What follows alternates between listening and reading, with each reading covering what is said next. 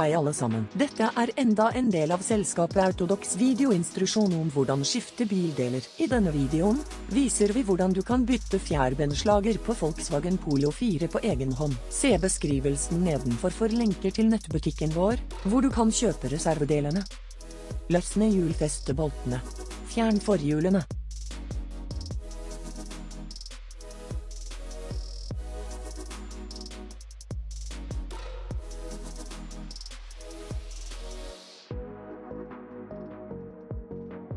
Bruk en pipe nummer 17 og en fastnøkkel nummer 16. Skru løs mutteren og fjern stabilisatorkoblingen fra suspensjonsstøtten.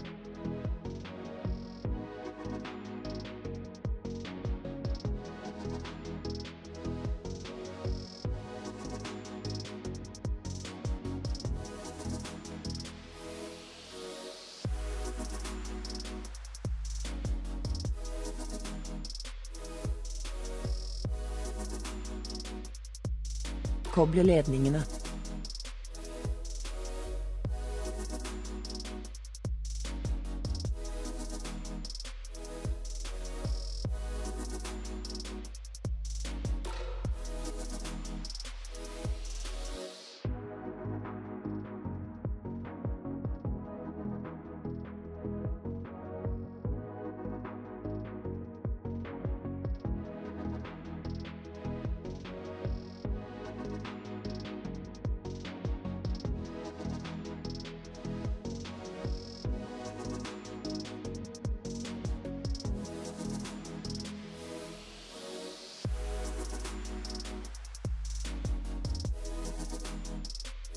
Bruk en pipe nummer 10. Koble ledningene og bremseslangen fra braketten på fjærbeinet.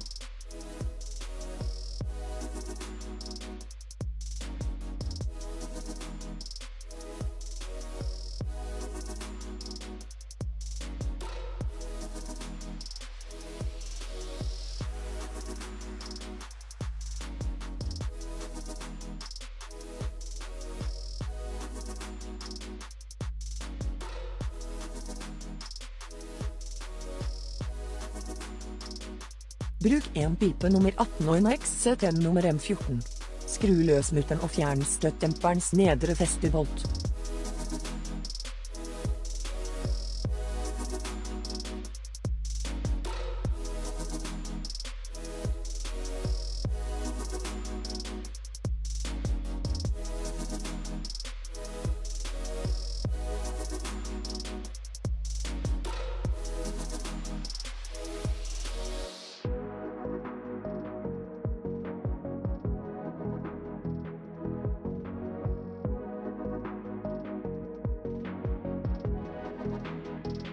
Koble styrespindelen fra fjærbeinet.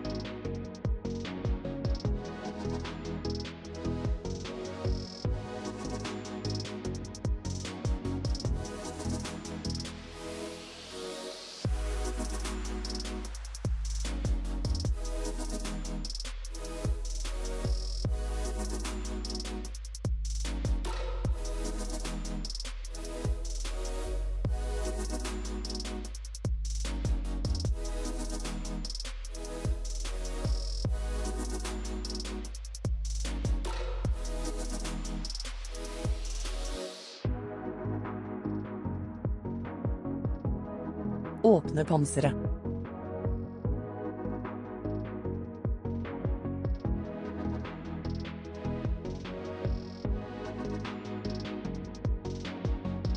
Bruk en pipe nummer 13. Skru løs toppfeste på fjærbeinmonteringen.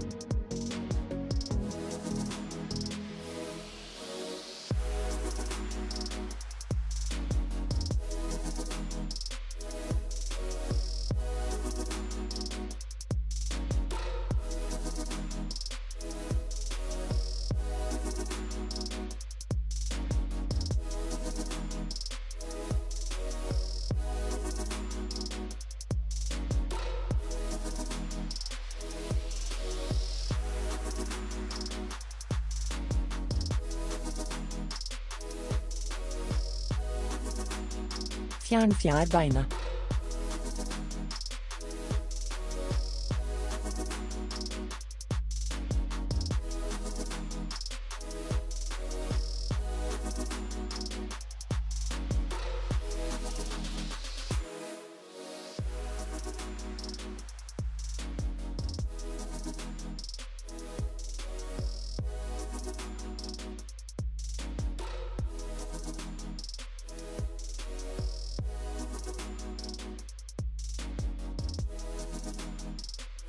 Komprimer fjæren ved hjelp av et spesialverktøy.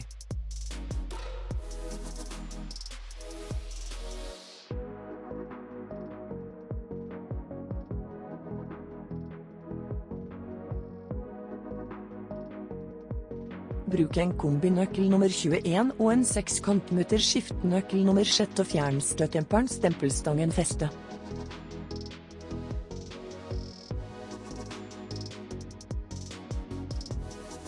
Fjern ved øvre beinfeste.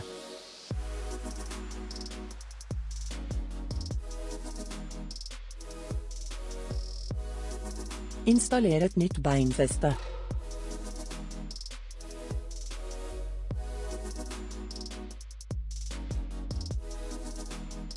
Bruk en kombinøkkel nummer 21 og en 6-kantmutter skiftenøkkel nummer 6 skru fast det øvre festet på fjærbeinets stempelstang.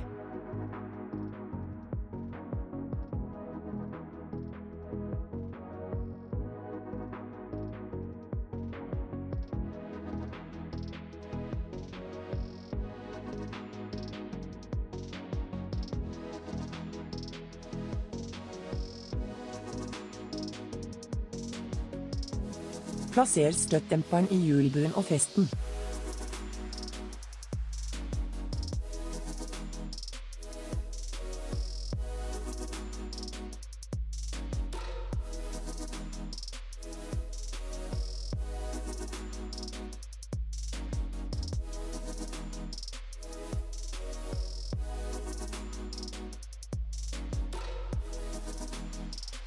Bruk en pipe nummer 13 stram fjærbeinmonteringens øvre feste.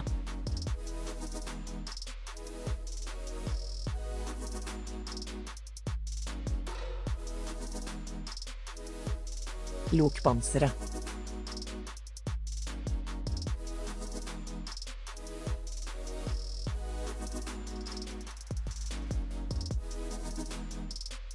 Støtt nedre kontrollarm med en jekk.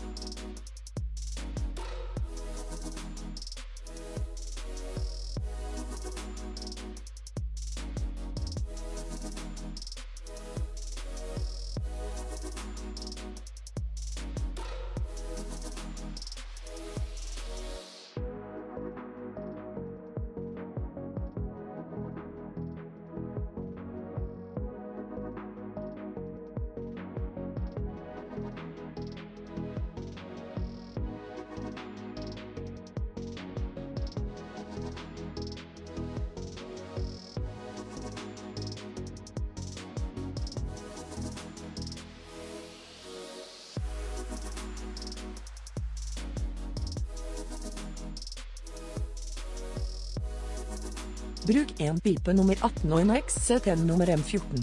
Stram mutteren som fester fjærbeinet til styrespinndelen.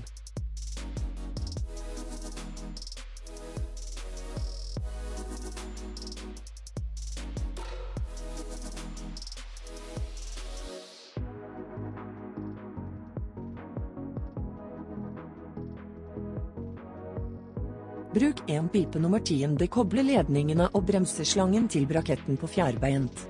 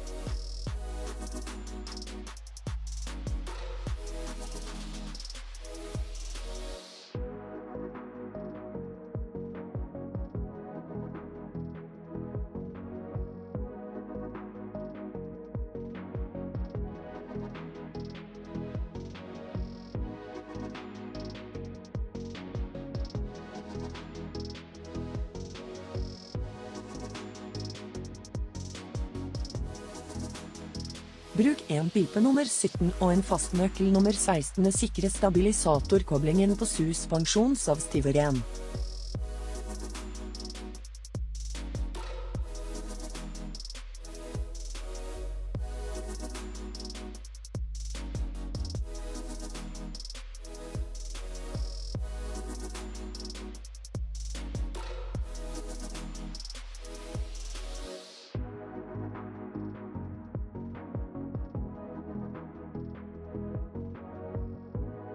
Installer hjulet. Takk for at du så gjennom instruksjonen vår. Abonner på Autodox kanal for å ikke gå glipp av nye videoer. Hvis du likte denne, trykk på lik-knappen og med vennene dine. Ha en fin dag.